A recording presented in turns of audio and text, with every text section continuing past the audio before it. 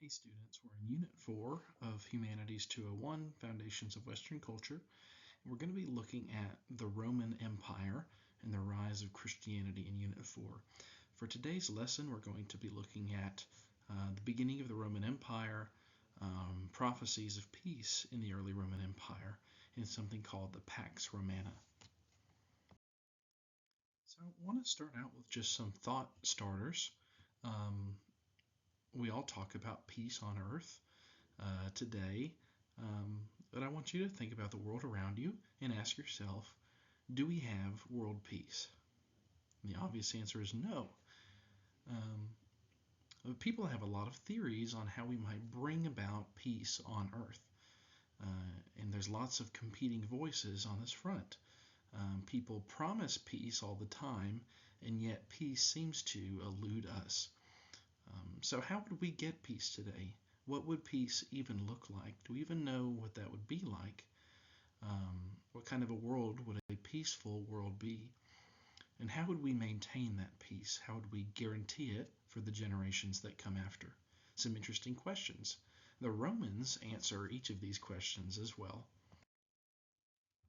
So at the end of the Roman Republic, we have some voices that begin to beg for peace. Remember, the time of the end of the Republic is a time of a lot of war, civil war, assassination, political upheaval, and turmoil. And it's in that landscape of bloodshed that Virgil, our author for today, has written a really interesting collection of works called the Eclogues. Virgil was a guy who had been away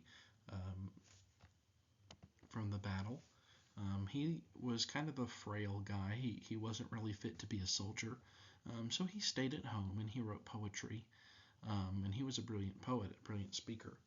Now, in the upheaval of the late Roman Republic, there were factions that developed, and different regions of Italy began to compete with each other. And there were different leaders from different local places that tried to take power. It pitted Roman against Roman. Now, it just so happened that the region that Virgil lived in had favored one leader who was an enemy of Octavian and Mark Antony. So unfortunately for Virgil, Virgil's father's farm was confiscated because the leaders of that area had been in tension with Octavian. And so this is a really unfortunate thing that happens. Virgil kind of loses out on his inheritance because of political and military schemes. Now there was a wealthy man, a governor named Asinius Pollio, and Asinius saw the injustice of what had happened, and he petitioned for the family farm to be returned to Virgil. And this petition was not accepted. Virgil did not have his nice family farm returned to him. So what Asinius did is he reached out to Virgil and said, I can't fix this for you, but what I want to do instead is I want to give you patronage. I want you to become my client, and I'll become your patron, and I will fund you, young poet, as you continue your poetry. Keep writing and keep reminiscing about the world that you want. The Eclogues are very peaceful texts. These are pastoral. And I don't mean pastoral in the sense that Virgil was a Christian pastor. He wasn't. But he did grow up on the countryside, and so they are reminiscent of a shepherd's life. They contain situations of shepherds sitting on the hills, kind of reminiscing and singing and sharing their poetry. That's the kind of peaceful work that the Eclogues are. Now, Eclogue 4 is a really interesting eclogue. It was completed in 40 BC. And Eclogue 4 in specific is called the Messianic Eclogue. The Messianic Eclogue. Now we know the Jews wanted a Messiah. Did the Romans want a Messiah too? It's interesting. Well, let's read from the Eclogue. Um, what would world peace look like according to Virgil?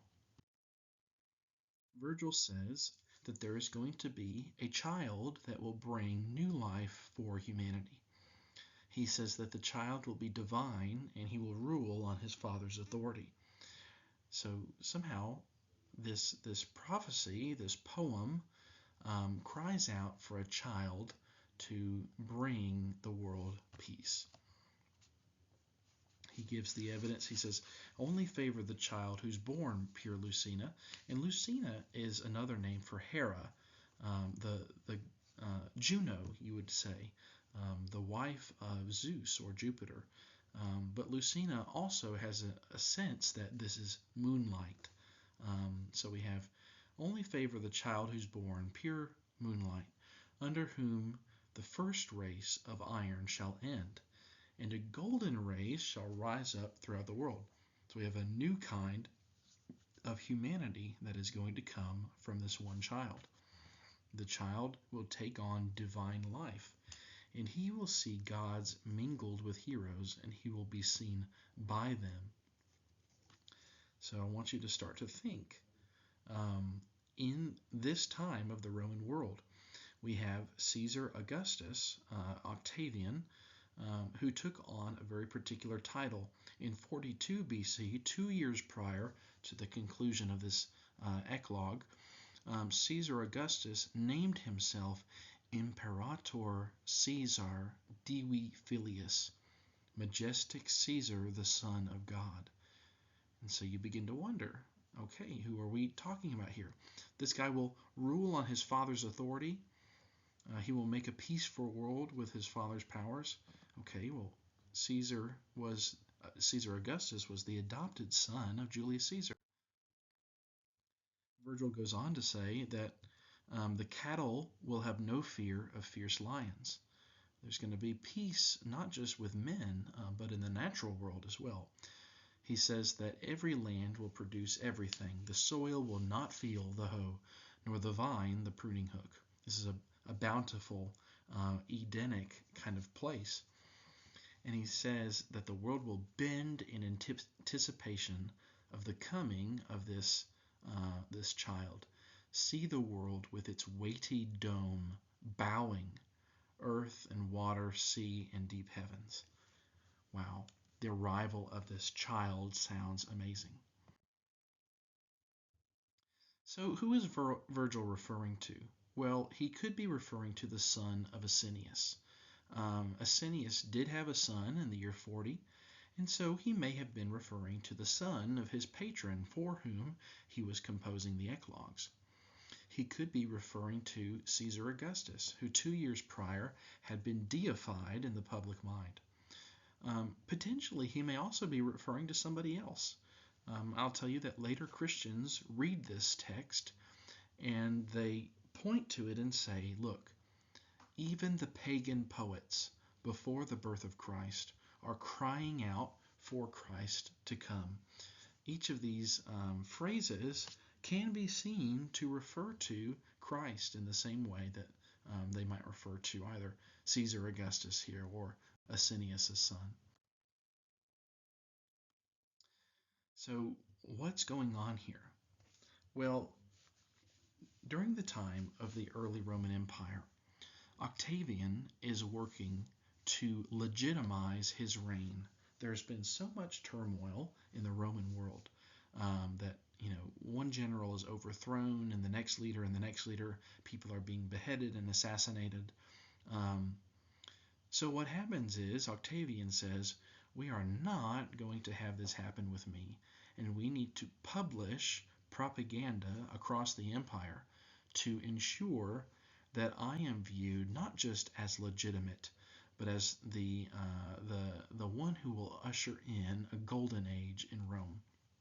I'm going to read this quote here from N.T. Wright in his book Simply Jesus. N.T. Wright on pages 29 and 30 of that book. He says, Augustus's court poets and historians did a great job with their propaganda.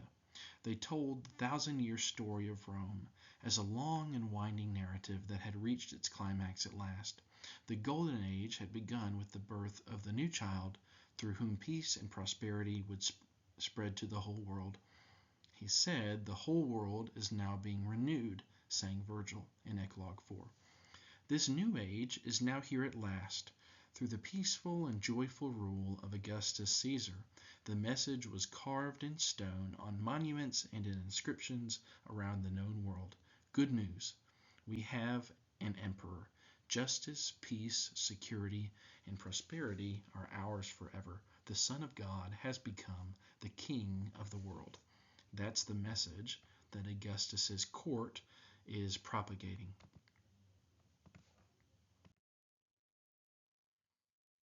Now, we do have a period of Roman history now that is referred to as the Golden Age, from about 27 BC up through the Common Era, or Anno Domini 180. We have a time where Rome thrives, the Roman Empire thrives, and it's known as the Pax Romana. Translated from Latin into English, this reads Roman peace.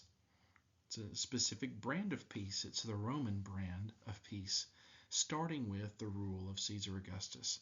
The empire works. They establish a new type of government called the Principate, and this ushers in 200 years of relative peace and prosperity.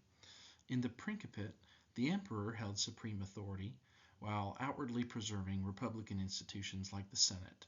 So the Roman Empire still had a Senate, but the power ultimately lay with the emperor. It maintained the illusion of the republic while centralizing all power in the hands of one person. We have proof of the Golden Age, historical proof. And I'll just share some elements of this. We have infrastructure projects, building projects. We have temples that are constructed across Rome and across the empire.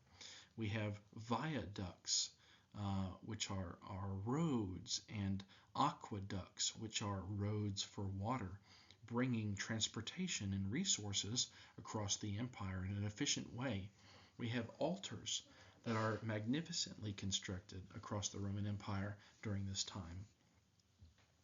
We have the patronization of specific elements of Roman culture. Augustus becomes a patron of the arts. He hires poets to spread his propaganda. He brings people in who are great artists and playwrights. He wants those kinds of things because those kinds of things are what makes society beautiful.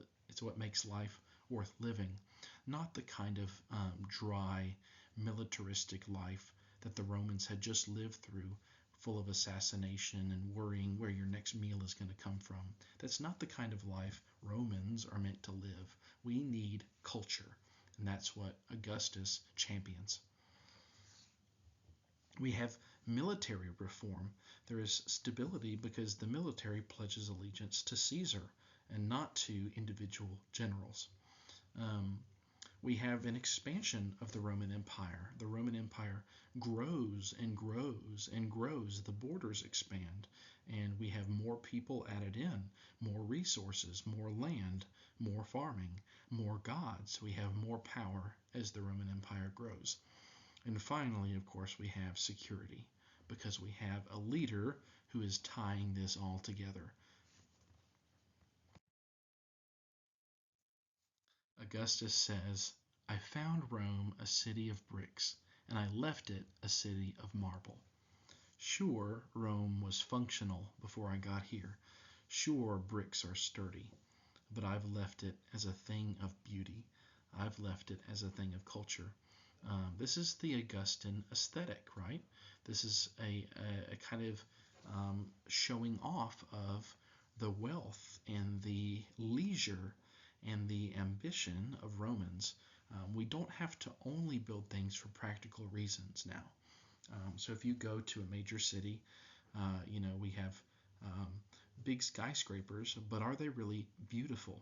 Sometimes, yes, but most of the time we have this ugly modern architecture that uh, that champions efficiency and dollar amounts rather than beauty. Augustus says, no, we need to make Rome a beautiful city. We need to invest in making things unique and attractive. We don't want everything to look like a cookie cutter, like we're cutting corners or only building the bare minimum. No, Rome has to be gorgeous because my name is glorious. That's what Augustus means. Majestic. We need to have glory in Rome. We mentioned that the Romans construct aqueducts and viaducts. Via is the Latin word for way. Um, Duct comes from we have air ducts, of course, in your house that um, lead air from one room or, from the unit to another. But duct comes from our Latin word ducere, to lead. So we're leading the way here. If we have a viaduct, it's an amazing road. Or if we have an aqueduct, the water is not just, it doesn't just sit there. An aqueduct is at a slight slope to where the water travels from one place to another. And so this is an example here of an aqueduct in Jerusalem built by Pontius Pilate. And Pontius Pilate builds this aqueduct into Jerusalem using money not from the Romans, but from a place the Romans have conquered, from the Jewish money of the temple. This is sacrilege for the Jews, but for the Romans, this is just another display of their glory. And it makes perfect military sense. Now we have enough water in our city. Here's a really interesting archaeological artifact. This is the Ara Pacis Augusti, translating to the altar of Augustan peace. This altar was used for blood sacrifices, part of the Roman rituals.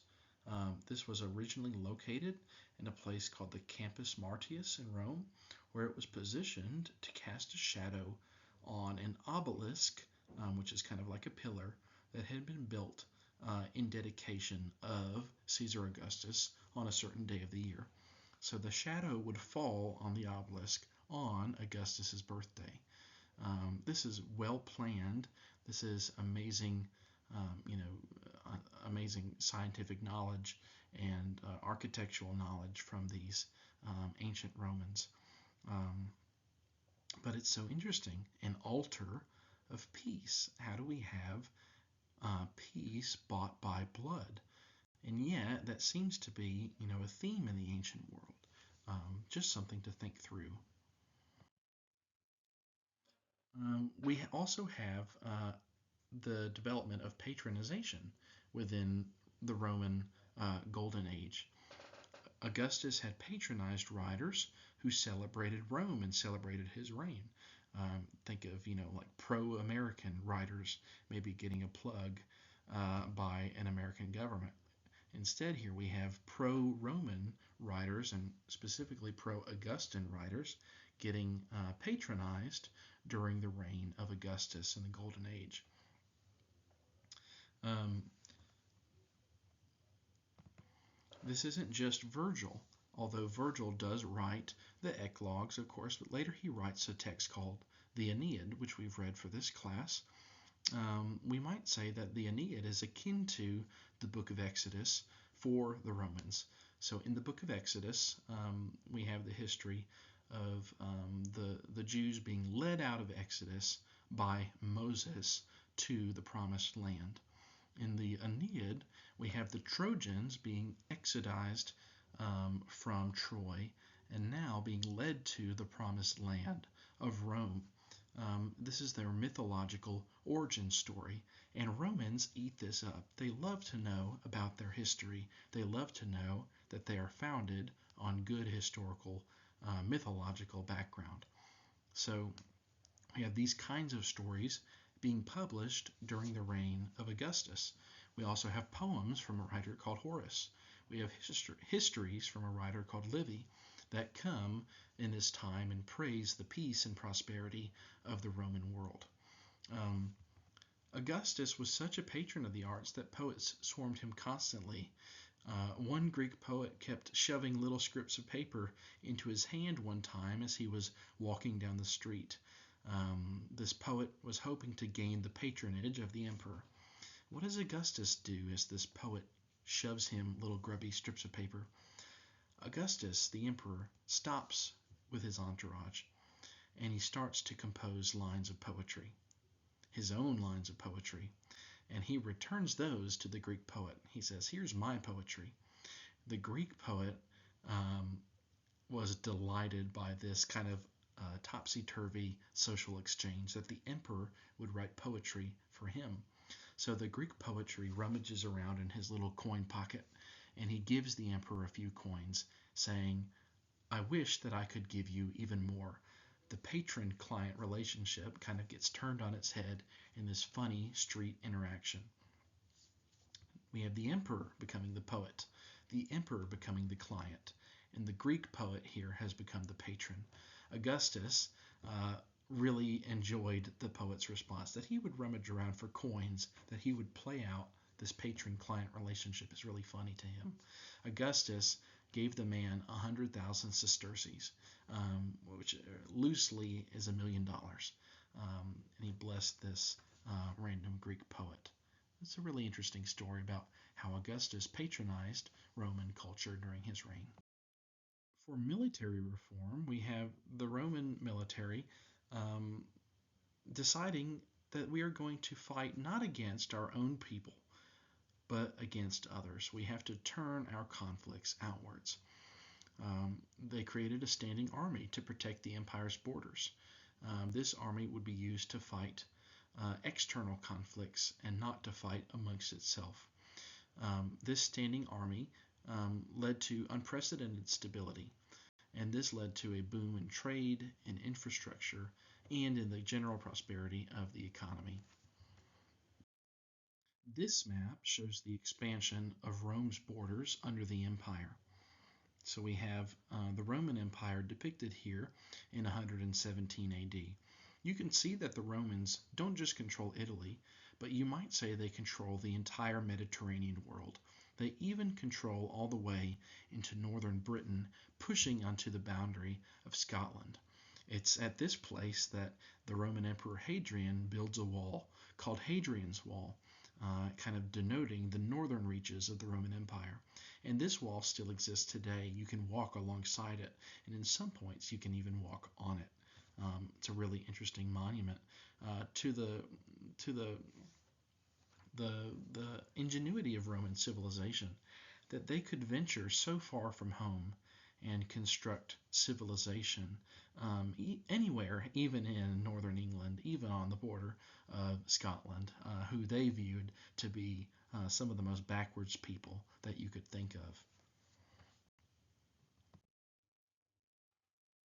I want to show you this really interesting artifact. This is a depiction of the Roman Emperor Claudius. You see him standing here over a woman.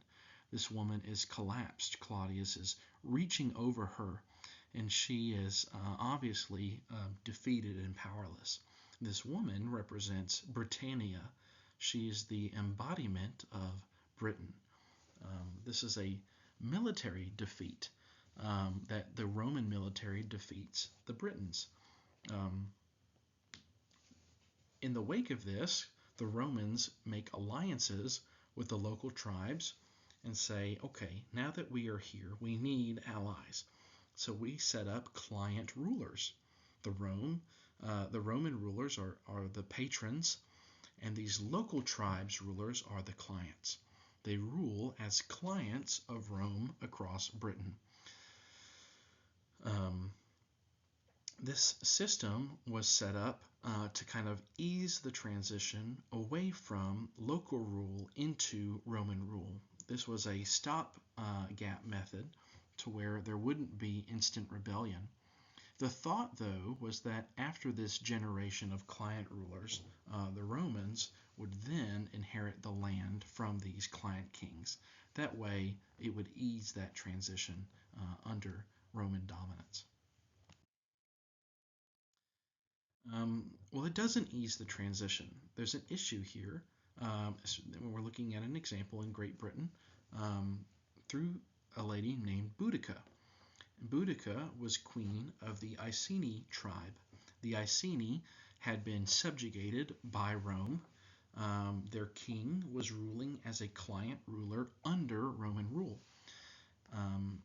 After his death, it was agreed that it was not going to be an immediate transition to Roman rule, that there was still going to be a shared rule, a slow transfer from the Iceni to the Romans, specifically by the daughters of the Iceni king.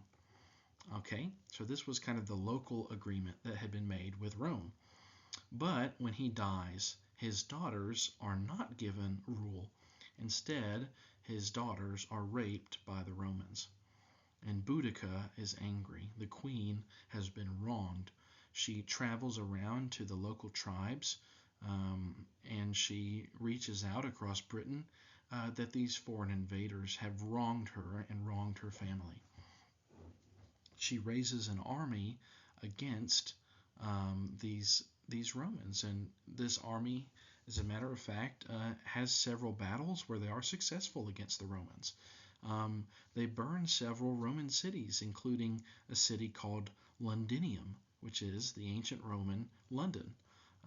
And finally, along Watling Street, they meet the Romans again in battle, and finally, the local Britons are defeated, and Boudica's rebellion fails. I want you to think about Pax Romana, Roman peace. Is that the kind of peace that Virgil prophesied? Is that the kind of peace we want in our society? Peace bought by blood and by misdeeds. Okay, so as we move forward in history, we hit the year AD 69, the year of the four emperors. So Augustus had ruled, and later on we have other rulers who take over the throne from him. We have a ruler here named Nero who ends up taking over further down the line. And Nero has a lot of issues as a ruler. Nero is effectively declared a public enemy. He ends up committing suicide because the Roman people turn against him. When the emperor commits suicide, nobody knew who was going to take over after his death. So in the year 69, there's a succession of four emperors in 1 year. These emperors are murdered in succession, one after the other. And it's interesting, after the dust settles, a new emperor named Vespasian takes over. Vespasian was not somebody of noble blood. Vespasian was a military man. And more than that, Vespasian was a plebeian. He came from the common man. He had common blood. So we have a kind of a reminder of what the Roman Republic had looked like. We begin to move towards that type of situation. And then Vespasian, this voice of the common people, this voice of the military, takes over. Vespasian, under his rule, constructs the Colosseum. The Colosseum is constructed between 70 and 72. The Colosseum is a tremendous building if you've ever seen it. But its purpose is what's most interesting. It's not just as a display of Roman wealth, which it is, but it's what happens on the inside that counts. The Roman people visit the Colosseum for entertainment. This keeps the commoners occupied, right? People are allowed to watch games, and they can see all kinds of games, whether they are gladiatorial games or executions or sea games, ship battles where the Colosseum is slightly flooded and they put in boats and the boats have battles. This is a source of entertainment to appease the Roman public, to keep Vespasian popular. Here's a coin from the reign of Vespasian. Here it says Caesar Vespasianus, right? And then on the right side it says COS iter, and then it has TRPOT. What this means, it's not a full word, but it says that he is the consul for the second time, holder of tribunician power. He is the inheritor of these terms from the Republic. They say that he is a consul, that he holds tribunal power. And yet, Vespasian is not just a consul, right? He is a Roman emperor. Coins are also a source of propaganda to get the emperor's face around the empire, to bring respect and garner respect for the emperor. Here's another coin here from the reign of Vespasian. You see here again it says Vespasianus, and then on the right side you have a really interesting depiction. This coin comes from the year 71. And you can read that, Judea. You see a figure standing over another figure who is laying down on the ground. This is meant to look very much like that art piece of the emperor leaning over Britannia, conquering Britannia. This is also Rome conquering another embodiment of a nation. This is Rome conquering Judea. And yes, the Romans, they had already been in control of Judea, but they had put their foot down on a revolt that happens by the Jews in Judea. And so they publish propaganda to show that Rome has conquered Judea. We have here another element of this propaganda, the Arch of Titus. This is located in Rome. It's a massive arch that survives into the modern world. It's a beautiful structure. It is hugely impressive, and you can kind of read what it says there. But effectively, Titus is one of the sons of Vespasian, and he leads the expedition to put down the revolt in Jerusalem. And this arch commemorates the destruction of Judea. It's why, if you go to Jerusalem today, you can visit the Wailing Wall, because there's only one wall left standing of the Temple of Jerusalem. This is because of the Romans and because of Titus. They tear it down to the ground. They burn it to stamp out rebellion. This is a close-up of one of the elements of the Arch of Titus. It shows Romans carrying spoils away from the Jerusalem temple. So you see the menorah, that candle stand there. You see sacred trumpets being carried away, the table of the showbread, all being hoisted away. These amazing relics of the Jews being taken away by the Romans in the wake of the destruction of the temple. I want you to think again of the question that we asked ourselves at the beginning. We asked ourselves, what is the price of peace? What would peace look like if we got it? Even if we did get it, how would we maintain it? We have Roman peace here, the price of peace at the expense of republic, at the expense of democracy. We have Augustus ruling as a tyrant. He tells everybody he's bringing peace, and yet his peace is founded on propaganda. His peace is founded on military conquest and death. His peace is founded on deadly suppression of dissent. You couldn't disagree with the emperor. And so we have a empire a tyrannical empire masquerading as a peaceful republic in this new Roman Empire. So think about this term again, Pax Romana, Roman peace. It's not peace like you and I would think of it. It's a specific flavor of peace that is founded on power and intimidation. We have peace because there is perpetual war. Rome is always waging war on others, always expanding the borders, always suppressing. This is the kind of peace that the Romans grow used to. Peace founded on the Colosseum to entertain and to keep the masses quelled. This is not the peace that Virgil prophesied, right? This is not the kind of thing where the goats come home.